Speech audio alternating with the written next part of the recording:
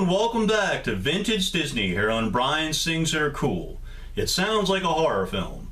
4 kids have to fend off a giant scorpion, bees, and a lawnmower, only to get to the end of their journey and nearly get eaten by their father. But no, this is an awesome family-friendly film called Honey, I Shrunk the Kids, celebrating its 34th anniversary this month. There's never been a greater summer for movies in my lifetime than 1989. Batman, Indiana Jones and the Last Crusade, Ghostbusters 2, Weekend at Bernie's, and of course the film we're talking about today, Honey, I Shrunk the Kids. The movie that made every kid wish they could get shrunk down to half the size of an ant and wander through the jungle that used to be their backyard. Though most kids would certainly want to avoid being cut in half by lawnmowers. It had it all: action, adventure, comedy, humongous cookies, and with a 222 million worldwide take and becoming the highest grossing live-action Disney film of all time, a record it held for 5 years, a massive success. Can the Zielinski and Thompson kids survive the backyard? Has any other movie made you feel this emotional over the death of an ant? Well, let's find out. This is Honey, I Shrunk the Kids.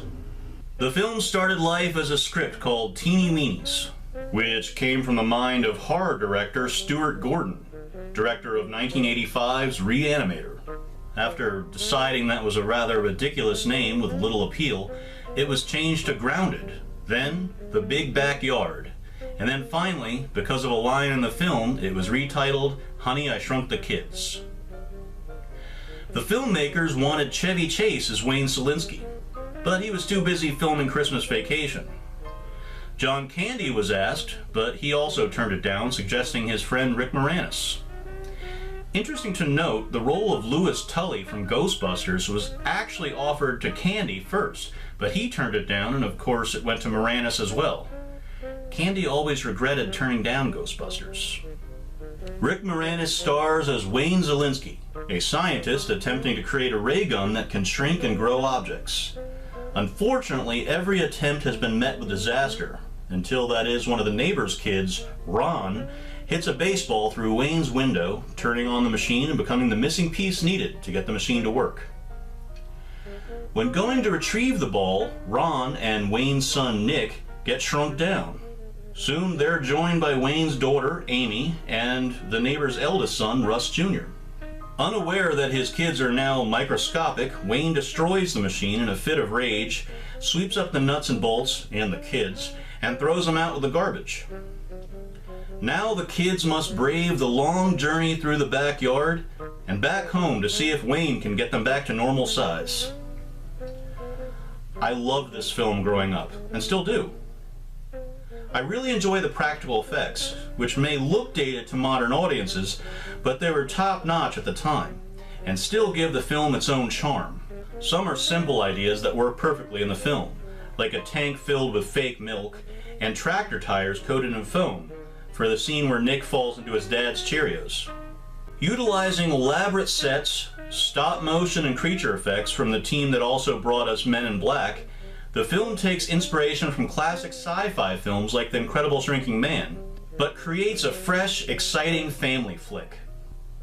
The higher-ups at Disney were a little scared about the creature effects, going so far as to ask director Stuart Gordon to make the ant look less like an ant and more like E.T. Stuart Gordon replied that E.T. actually scared kids. So Gordon invited big studio brass to the set and had his giant ant puppet nuzzle them like a horse to show them how friendly it could be.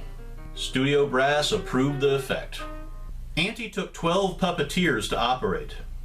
Certainly the film being directed by Joe Johnston, who directed my favorite movie of all time, The Rocketeer, doesn't hurt.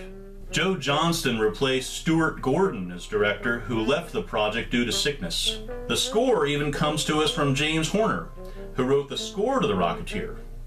Of course I'd love it. It's the type of film I've always felt perfectly captured the early Michael Eisner era of Disney.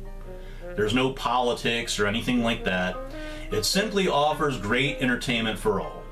And that warm Disney feeling from the moment you hear that music at the beginning of the Walt Disney Pictures title card.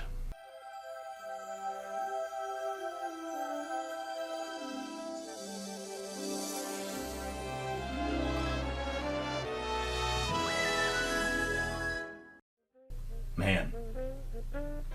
While the critics criticize the scary moments in the film, I don't think kids are as sensitive as they suggest. It's a movie to put on, shrink down into your couch, and just have a good time for an hour and a half. Thank you for watching. I hope you enjoyed my look at Honey, I Shrunk the Kids.